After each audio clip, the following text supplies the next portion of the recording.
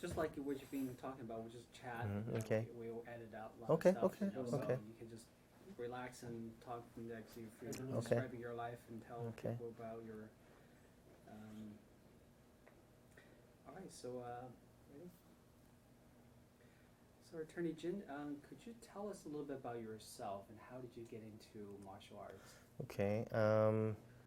So I mean, I'm a immigration law attorney. Been practicing for almost 10 years. Went to Santa Clara Law. Went to UC Santa Cruz. So I'm pretty much a Bay Area kid, except for the last like 5 years or so, between 2007 2011 ish. I was pretty much up here, and during those 5 year period, I was down in Orange County, working for some other company. But I founded my practice here about 4 years ago. So far, that's where I am in my career. So that, and then started martial art just like many other kids. Moms send us to probably art school, piano, then taekwondo. So I had that background, and then when I came to the States in high school, my training became more serious because before that, it's like you go to an institution for anything. You go to a small teaching place, and you just spend like a few hours a week, and it's not something that you do based on your own drive. Whereas here, it became my own drive, so I started practicing taekwondo. That's more traditional, so to speak. They had a tangsudo route, which is kind of an earlier form of taekwondo. It's art that's in a transition between taekwondo and more traditional arts. So anyway, that, and then throughout high school, I guess that was like my big thing in terms of physical activity, because I was never, believe it or not, I was pretty small. Like, I started lifting about 4 or 5 years ago, so I'm quite muscular now compared to my, like in high school years. I mean, I was smaller, lighter.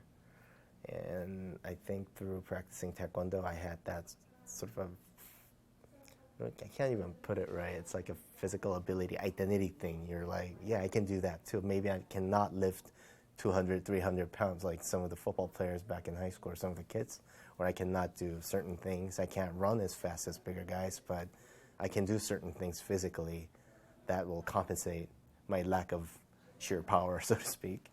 So that was really fun. How did you get into Kendo, and then Kendo. what kind of? Just by sheer chance. I mean, there wasn't really big internet database at the time, so it wasn't like right now where I can just Google and find everything. I just ran into somebody who knew somebody who was doing this. So through that, I got the number and then location. So I showed up and started practicing toward my senior year in college, and it was just sheer joy. It was really fun and something it's like you doing something you always wanted to do. So at the time, I was still in UC Santa Cruz, but I was driving over the hill twice a week, and somehow I fit the regimen into my schedule. And at the time, I was really busy. I was studying for LSAT. I was interning. I was actually also working part-time. I was studying for LSAT, but then I always found that time to drive up and practice. And at the sort of an intermediate level, I was pretty good. So I won some tournaments, and actually my second tournament or third tournament, I got the first place in my own division. So that was really fun, like that feeling of almost like reaching that feeling of power. I mean, I was so, like I wasn't thinking about anything at that moment during matches. I can still recall everything, but my body wasn't thinking, so I was in the groove, and so to speak. So, and those experiences really built toward more practice, and you dedicate more time into it. Sure. Could you describe how physically demanding and the practice is, and what led you to the injury? Right. So the biggest thing about Kendo in terms of bodily movement is to stand up certain ways and move in certain ways. And that puts, it uses different body parts, and I'm sure some people have different injuries based on their figure, their sort of stature, but mainly, and this is something I was told also, I kind of looked into the materials, is that because of the certain way you're supposed to move in kendo, you end up putting enormous pressure on your left foot and the Achilles and possibly joints also, because the left foot is pushing. You're not, I mean, the right foot is leading, but you're not to lead and follow. It's to push and go. You see the difference between this and that? So like you're pushing. Right, yeah, but then you're pushing with, that's how you're supposed to move. And in the smaller step, you're kind of just pushing, sliding, but in the bigger step, you're actually pushing and you're leaping, but not in jumping, but then more like this way. It's hard to explain verbally, and so you do that every time you practice kendo. And some people don't get injured, but it's pretty repetitive. Yeah, it's very repetitive because you're doing that certain way of moving all the time when you're practicing kendo or during the matches. So we stretch a lot, and people who started very early on usually develops, I guess, muscle condition in a way. So I haven't seen too many people getting injured, but I've seen injuries to someone like around my age who started late, or a person who used to practice this and coming back to practice. And I think I saw a guy who snapped his Achilles, and that happened to a couple of other sort of upper level people who's been practicing for a long time. It could still happen in any given moment because, again, this is something I learned later, but your body, it's like almost like a machine if you can treat it that way or draw an analogy from it. There's a wear and tear, basically. It's not forever. It's not just about you getting older or conditioned to sustain, more weight or more movement, but then at some point, something can go wrong. That's just given fact, right? Like, could you recount the day when you got injured? Okay. How did you know you actually injured? Okay. Before, actually, on that particular day, a few months before, I think, I started having some feelings, or itchy feelings on my foot, the bottom of my foot where the injury later occurred. So at any given point, my foot would feel really weird. It's not really pain. It was almost like a ticklish feeling. And also at a time, the certain part of my foot would kind of just get sort of stuck in the moment when I was trying to put pressure on it. And again, this is something I can't find the exact medical term for it, but you know how your muscle could just contract and kind of stick that way, and it gives you horrible pain at a time, right? You really have to like hit it hard or needle it or something to basically let the muscles start relaxing again, right? So that's what happened on my foot occasionally. It wasn't like everlasting thing. I could stretch out or rest a little, then pain would go away. But on that given day during the tournament, I think there was a tryout for the team or something like that for the Northern California. I remember just feeling this great pain during the match, and I just kind of went through it and then came out with it. But that's probably the day I actually injured, not like wear and tear or a minor injury, something I could heal off, but something actually happened. Mm-hmm. If I could recall it correctly, that's probably when. And that's. 要不要把位置推后一点？这样的话，你可以把门关起来。不行，我们不能往后伸，就让它跟后面有一定的距离。OK， 把门关上了，可以，应该可以。When you play sports, you get injured all the time, and that's how people treat injury in general.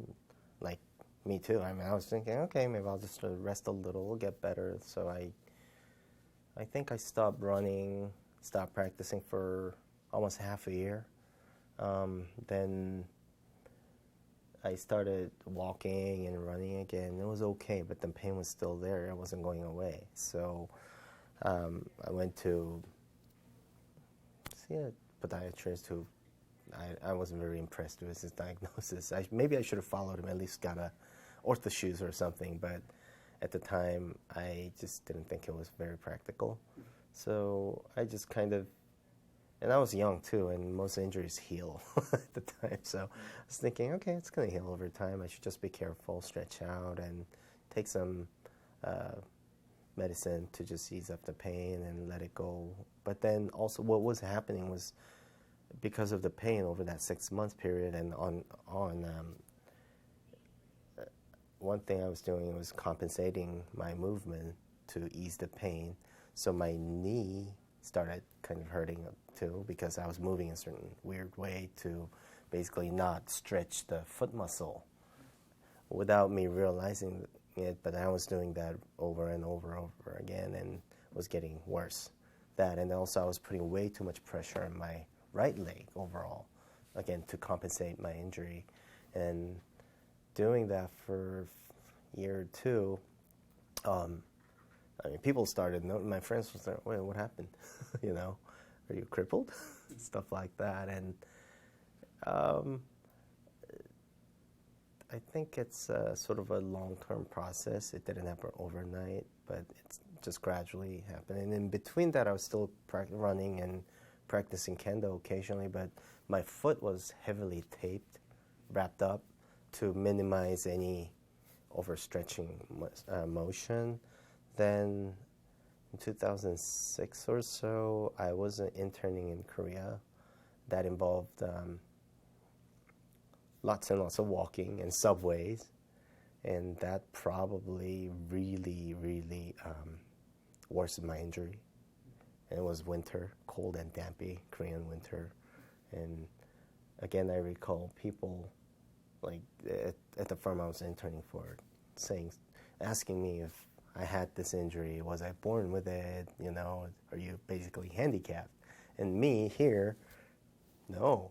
But then occasionally I noticed myself moving weird because of the pain. And when I was hanging out with my friends, they were also asking me, wow, your foot injury must be really bad. You're moving really different. I mean, you're moving funny. You know, you look like you're, you know, sick or handicapped. Mm-hmm. And that's the point when I really kind of realized that, okay, maybe this is really, you know, like something I really have to take care of. Because when what was the worst episode of having pain in your life? Well, generally speaking, I couldn't walk for a long distance. And that, in Korea or anywhere, if you were to enjoy your life, I mean, that's just devastating. And especially something you didn't realize it was happening, right? I didn't realize it was happening overnight. So it was so gradual that I never thought about it. And all of a sudden, after a few years, I realized that, wow, you know, I can't, like, do a city tour. You know, I have to be in the car all the time. I can't walk long distance, and I certainly cannot work out right. So, yeah, that was probably it. There wasn't this like one single moment where I thought, wow, this is weird, but you know, it's just something you kind of realize on and off when you try to do something, then you feel very uncomfortable. Say, walking around the city or going someplace for even, I don't know, 10 minutes or less of walk, which is very short distance, I'd start moving weird. Or if I were to spend so much time outside, all of a sudden I feel fatigued. Yeah, not just the foot, not just the pain, but then overall lower body is just fatigued because you're moving funny and you're concentrating so much on the right leg. So overall that, and then they also became their own symptoms too. It's not just foot now, it's like compensation of certain muscles and knees. So I think... so other than your self-adjustment, shifting the balance to the other leg, did you seek any treatment during this period? I went to acupuncture I believe in it. I still believe in it up to a certain degree, but not in terms of, I guess not anymore. It's not like a medical surgery that can actually fix something that's broken. But I think it can still help you, but then you also have to have a medical, so-called Western medicine treatment. And at the time, I just thought, it's a muscle, so. How long did you have the acupuncture treatment, and what was the result? A very long term. I had two very extensive ones. One, I was in Korea for a month or two, and I was going to the clinic for every other day or something. They would stick like 4 or 5 needles into my foot, which is no in traditional acupuncture, but then there's a Korean brand school of acupuncture based on 4 body types or something. Yeah, it's I can't get too technical, but anyway, it was very painful and not very effective. Did you try any Western medicine, X-rays, or the? Let's see, not during that time, but then let's see. After going through another few years of acupuncture treatment, I mean, it really helped. The different doctor, different person, and he was really good at it. So I thought I was healing, and I was going back to the gym and doing other things. But then, again, it wasn't really completely healing. So that's the time I started thinking, maybe I was just stupid, approaching this from a different, wrong angle. So I went to see a number of doctors here and Korea, and one doctor diagnosed that there was something wrong with my bone somewhere, so you got to actually surgically repair it. I went to bigger hospital. Said that's bogus. Nothing wrong with my foot or joint, but it's the muscle tear probably. And doctor prescribed the ortho shoes, and also he said I need to stretch out, but then it's not going to heal completely. Basically, at this point, you just have to live with it, limit your movements. And so I wasn't really running or doing anything. Any cardio would be bicycling. And lifting was okay because I wasn't running. But that's probably where I was prior to getting this treatment. So while it has gotten a lot better, I was still living with the condition, I guess. And yeah, that's where. And at what point do you think that all this have some limited results, and what was the worst you ever thought that could happen to you? Well, probably the condition would, get worse over the years, and it'll be probably more painful, like in your sort of chronic conditions over your joints that comes with your age. And also another thing was that I would never practice any martial arts extensively, not just kendo, but anything, because if you injure a certain other part of your body, it's easier to heal because you can just not use it. Like if you break your bone, arm, you just let it sit for like a month or two, have doctor, treat it, and it gets better. But the problem with the foot is you're using it all the time. And then I realized that, if this condition persists, and I'll definitely not run again. Mm-hmm. And walking long distance is still no. And again, I'll never get back into any type of martial art, which is something I want to do over, especially as I grow older, lifting is something you can do to develop your basic strengths, or running is something you can do to develop your cardio, but it's not, how do I put this? It's not practical. Right.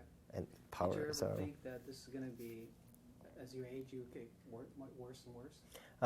Yeah. At least I knew that it's not going to get better. And also another thing is I could always re-injure it too, like by stretching certain ways or doing certain things.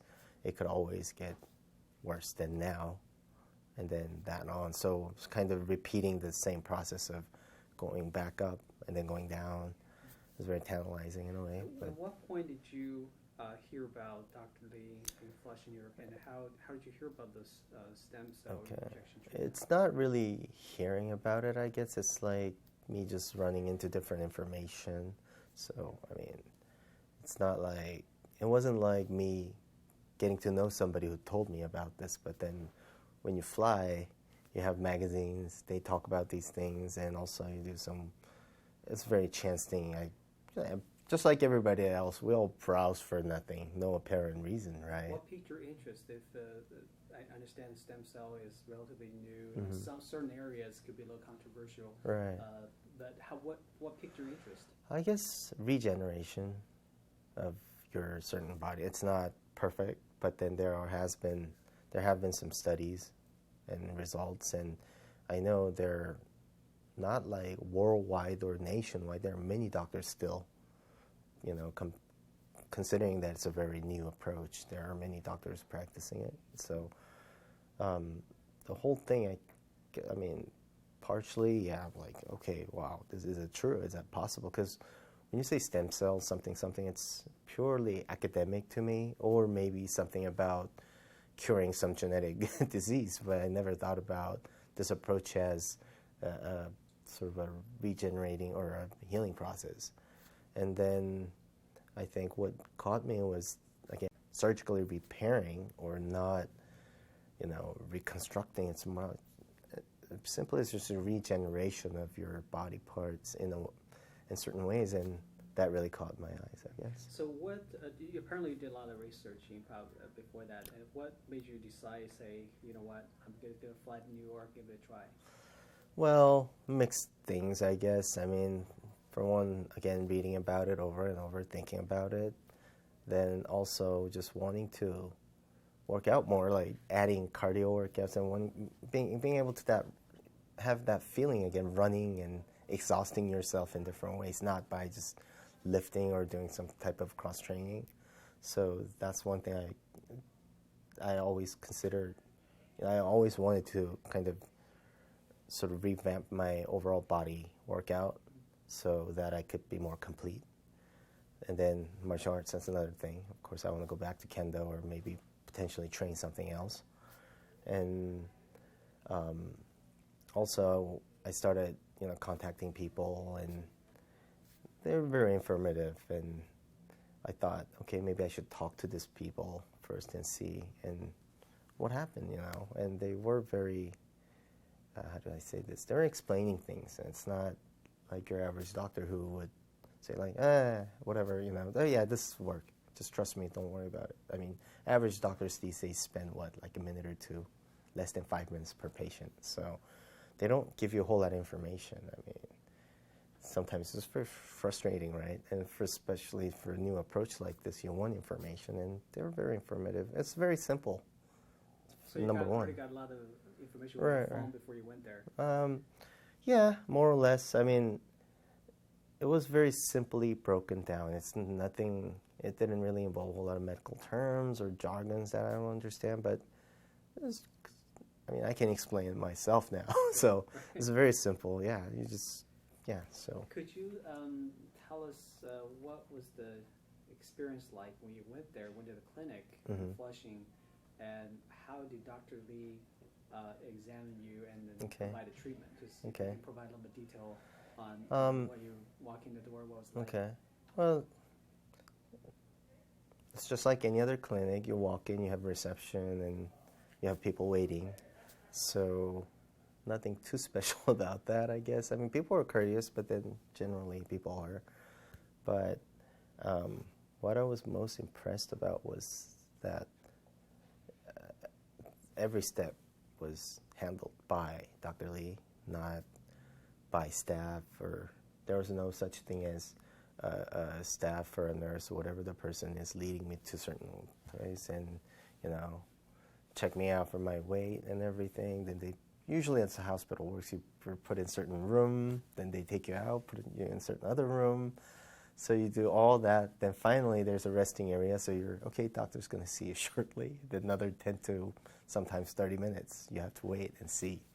But I was they didn't have those things happening there. So it was a very straightforward process. Dr. Lee examined my foot by actually hand examining everything. He touched it, and he kind of spotted out the part where I was feeling pain. And that was very actually kind of fresh in a way, because I know Eastern doctors do that. They feel things by their hand, they touch it. But the Western doctors generally, my perception was that they rely on devices, right? They don't really examine a whole lot, to me at least. But then he could already tell that there was some serious injury, and there's probably a scratch or tear down on my foot, and also subsequent injuries because of that. And I think we had a scan, or is that MRI or a CAT scan or whatever, and he showed me parts where he think his injury is, and he said it's still there, it's not gone. And after that, just pretty much the whole process of taking the fat out of my gut, and I think they made something out of it. I don't know how to call it. It's not like I heard that actually, or I saw from certain episodes that some doctors who hasn't gotten to that level of advancement, actually in certain part of the world, and including U.S., they just basically take the fat out and inject the fat into the area, hoping that any given stem cell would work with the stem cell, the cellular part of any parts, right? But I guess Dr. Lee's method is not as that's a very crude way of doing it, right? So, but then I think made certain kinds of solution based on that, and I think also they took my blood out to mix it and something like that. So he basically brought sort of refined, extracted something like that. Yeah, that's something very technical that I cannot explain, but basically my fat and blood was turned into a solution that could be injected into my injured part. So, and I don't recall the whole time because I was in and out. I was. How long was the process? See, that's the thing. I think it's a couple of hours, but I cannot correctly recall because as soon as they were ready to do the lipo, well, I was sleeping. So right. Yeah. Basically, it was a very happy feeling. So that, and then I didn't. Losing weight at the same time, right? You know what? I was expecting that, hoping for that. So I actually asked Dr. Lee. I was kind of half joke, but then can we do more? So he said, no, he's not going to do that because. First of all, it's not ethical and it's not safe. And the whole purpose of doing this is to treat my injury, not to take the whole fat out. And lastly, this is something I heard later after the session. He said, surprisingly, there weren't a whole lot of fat. There were a good portion of muscle, which made me feel like, okay, so yeah, I've been working out pretty extensively, and wow, even though I'm not built like bodybuilder, there are some muscle down there too, so I was happy. So you only had one session? Yeah. That was it? Yeah, that was it. So they injected, I think mostly here, that's where the injury was. I mean, when you see the arch, that's the part where it could snap or scratch out, tear. So these parts, and he also discovered that my left knee had some very early sign of so-called rheumatism. So he said, he's going to inject a couple of shots here too, just in case. And that was it. Yeah, it was very simple. And I was kind of immobilized, but then I was still walking and doing things, but I wasn't very comfortable for about 3-4 days. After that, I could still move, pain eased. But then I think whole deal took about 2 weeks. I cannot be too accurate about it because I was very busy at the time too with work, so I wasn't really keeping track of everything. But I think I went back to working out my upper body at least after 2 weeks or so. And before treatment, I was warned that there could be large amount of discharge, so you have to do certain things, and if it doesn't subsist, then you have to go see a doctor. But yeah, my wound closed in pretty much in a day or two. So nothing really serious happened from How lipo. big is the cut? I don't know, it's tiny. Yeah, you can see, it's like here. Certain things. Yeah, just Certain tiny. things. Yeah, it's tiny. Now, so you noticed there are 3-4 days you felt some discomfort in the area. Yeah. Any other persistent reaction, or I mean, it's only your own tissue, but any persistent discomfort after that? No, that's a surprising thing. I mean, normally I think when you go through a certain treatment, then there's always sort of a, I don't know, anti-effect or so to speak.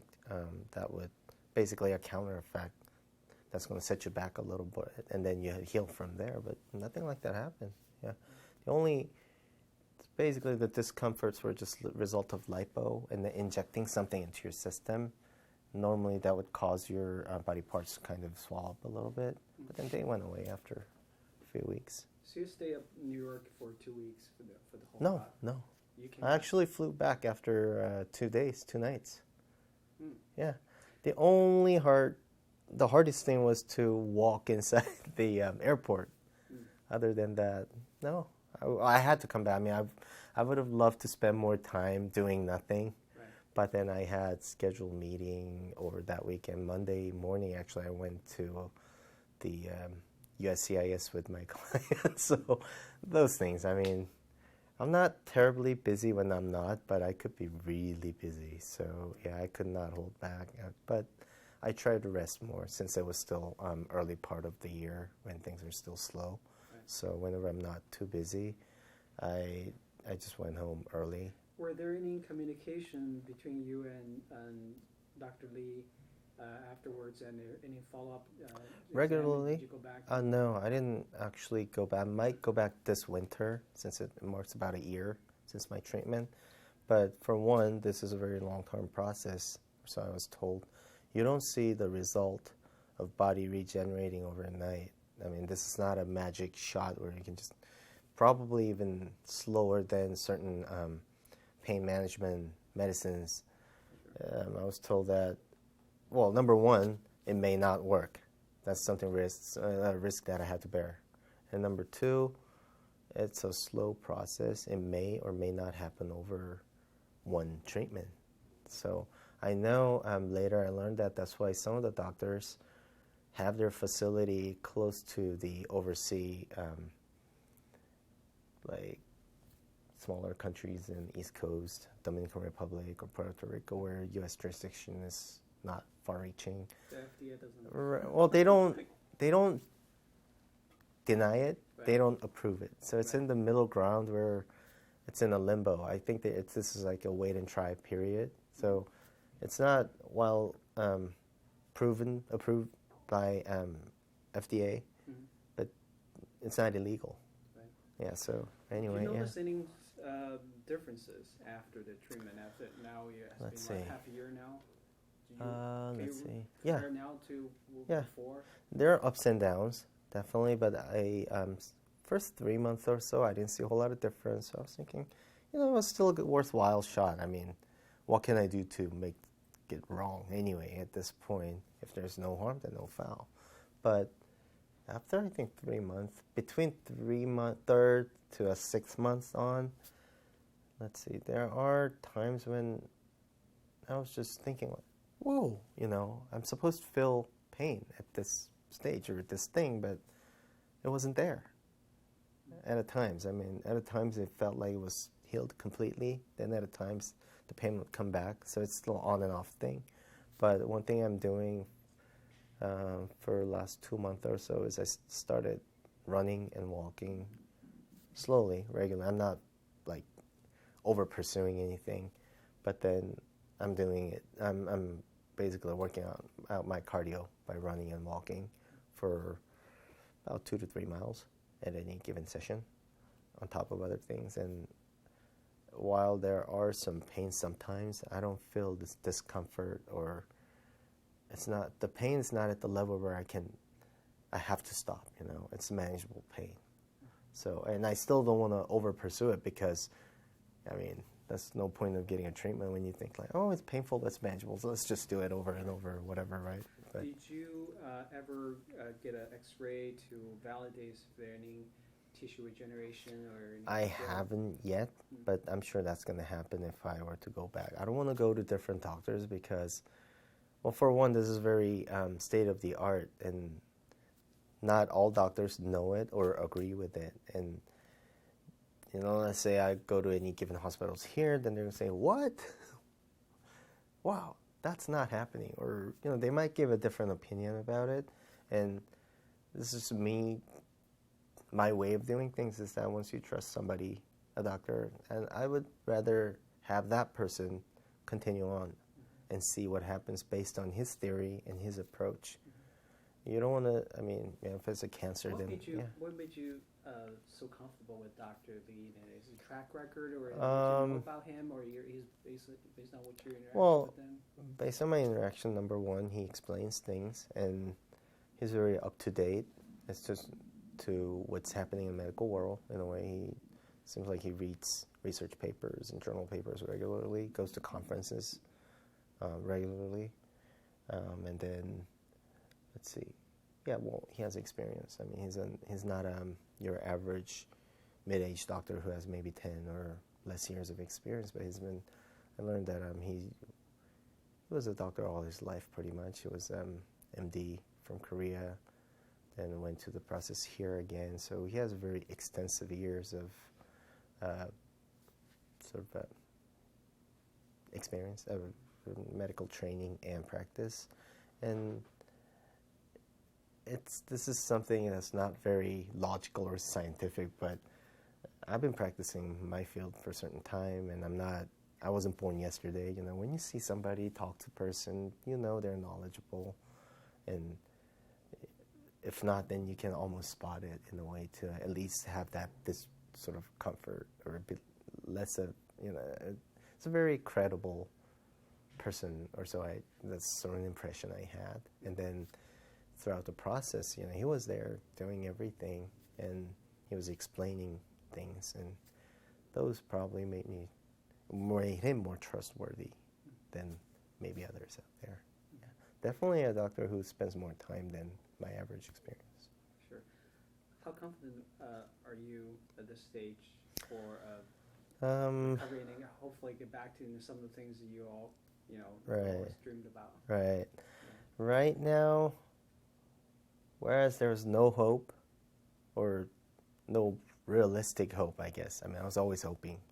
Now I think I am at the stage where I could say maybe 50-60%, maybe up to 70% hopeful that I could actually retrain something. If it's not kendo, I think I can start doing it right now. If I were to go to, say, train kickboxing or jiu-jitsu, then I don't see why not. It's not bothering me that much. But because kendo involves just such an extensive movements of foot muscle, I would try to be very safe. Dr. Lee says, let's wait until the end of the year and see how you feel, where you are. Then based on that, he'll diagnose it. He might say, come back to New York, let's check it out. Preferably, he says, he would like to take a look at it. But then it's a long distance and everything, so we'll have to talk about it and make an arrangement. But, he wants to take a look at it and see where it is, and possibly, again, this is not a one-time process. That to most people, this is not a single treatment thing. My case, it didn't involve a cartilage or old age. Some of the patients, mostly his patients, are just old people who have some wear and tear. Completely gone cartilage is a complete. Pretty much, knees and then back, a spine.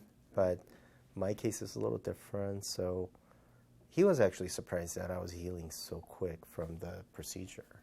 It's like, you didn't have any discharge? No. Yeah, I had a little dot, and I just used a Band-Aid. So because he gave me all these pouches and things to wear, but then there's still, I still have them. Yeah. Now, 9 years of suffering, so to speak, and had a lot of things you had to deal with, and almost to a point you started taking for granted. Yeah. at this stage, any specific activity that you couldn't do before that you can do now? Running is definitely. Running is the one. Yeah, on the treadmill and then the field too.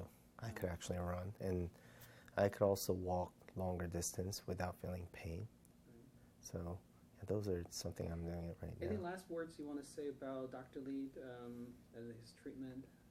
Well, I want to thank him first of all, because every time I run or walk for working at a longer distance or doing something that I wasn't able to do, I feel that, wow, this is something happened to me, and it's like you could say that it's a life-changing event in a way, and I'm just really happy that this happened. I was able to find a doctor who can do this, and hopefully it gets better. I mean, this is developing stage. It's still a regeneration stage, but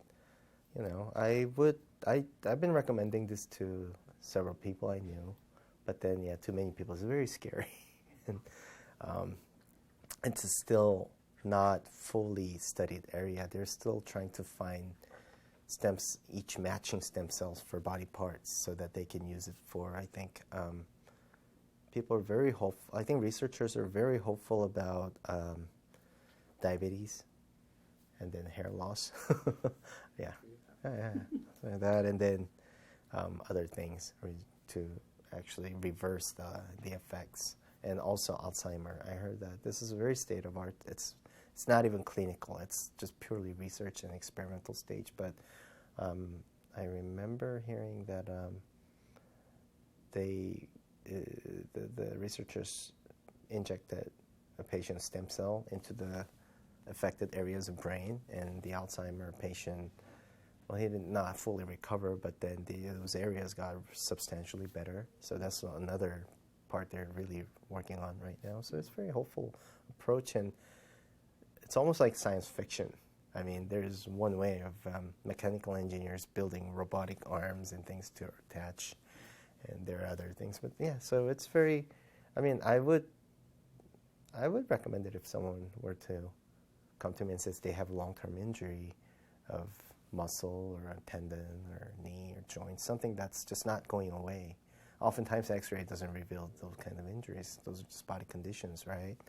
And I would say, if you can find a good doctor around you, or maybe Dr. Lee, even though he's far away from here, I mean, yeah, I would recommend it. Well, thank you very much for doing the time. Yeah. We got everything. We probably want to take some footage of you walking, or do you have any daily activity? Do you have any pictures of you when you're doing